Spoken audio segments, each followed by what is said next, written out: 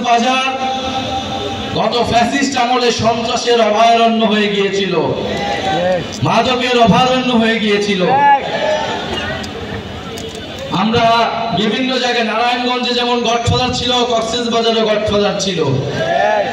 শেখ হাসিনার গডফাদার, তার আন্ডারে এরকম ছোট ছোট গডফাদার পুরো বাংলাদেশ জুড়ে ছিল।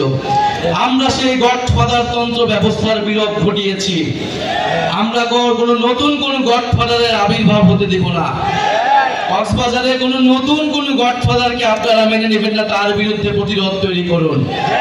প্রিয় সংগ্রামী বন্ধুগণ, মাফিয়া তন্ত্র, গডফাদার তন্ত্র, স্বৈরতন্ত্র, পরিবারতন্ত্র, এই সব কিছুকে বাংলাদেশ থেকে উচ্ছেদ করতে হবে। জনগণের বাংলাদেশ, গণতান্ত্রিক বাংলাদেশ প্রতিষ্ঠা করতে হবে।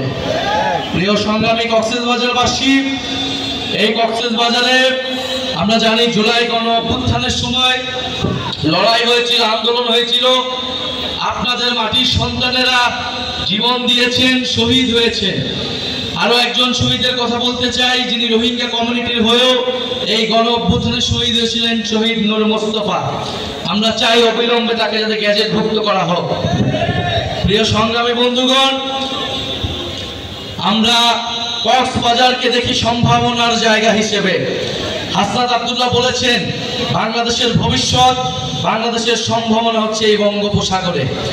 আমাদেরকে সমুদ্র শক্তি, নৌ শক্তিতে শক্তিশালী হতে হবে। ফলে তার জন্য কক্সবাজারকে আমাদের শক্তিশালী ঘাঁটি হিসেবে প্রতিষ্ঠা করতে হবে। পুরা কক্সবাজারকে, পুরা বাংলাদেশটা বিশ্বের বুকে মডেল হিসেবে প্রতিষ্ঠা করতে হবে।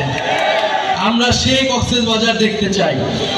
প্রিয় বন্ধুগণ, জাতীয় নাগরিক পার্টি আপনাদের সেই নতুন, সেই কক্সবাজারের জন্য, সেই সম্ভাবনাময় কক্সবাজার প্রতিষ্ঠার জন্য লড়াই করবে, কাজ করবে। আমরা একটা নতুন বাংলাদেশ, নতুন কক্সবাজার আপনাদেরকে উপহার দিতে চাই এবং সেজন্য আপনাদেরকে আমাদের সাথে থাকার আমরা আহ্বান জানাই। কক্সবাজারবাসী আমাদের সাথে থাকবে, জাতীয় নাগরিক পার্টির সাথে থাকবে।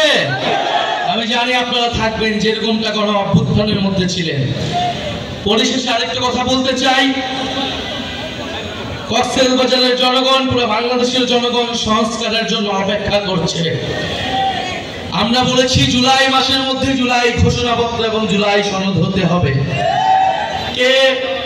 কে পিআর বুঝে, কে পিআর বুঝে না, এর জন্য সংস্কার আটকে থাকবে না।